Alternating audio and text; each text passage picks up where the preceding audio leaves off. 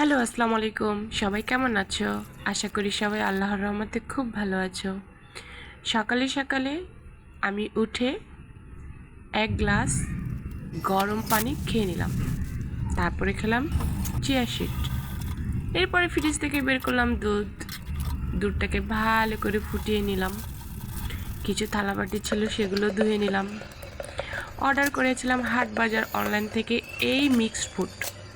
এটা শরীরের জন্য খুবই খুবই খুবই উপকারী, কারণ আমি ডায়েটে আছি না, এই জন্য। তাই এখন আমার ডায়েট সম্পর্কে তোমরা বেশি বেশি ভিডিও পাবা, আর রান্নাবান্নার ভিডিও একটু কম পাবা। তো আমার আমিষের জন্য প্রোটিনের জন্য দরকার হচ্ছে এক টুকরো মাছ। মাছটা সুন্দর করে তেলে ভেজে নিচ্ছি, কারণ প্রোটিন ছাড়া তো আমার চলবেই না। কি করব, তেল ঝাল একেবারে খাওয়া নিষেধ।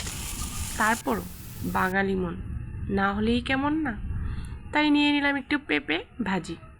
এটাই আজকে আমার সারাদিনের ডায়েট ছিল।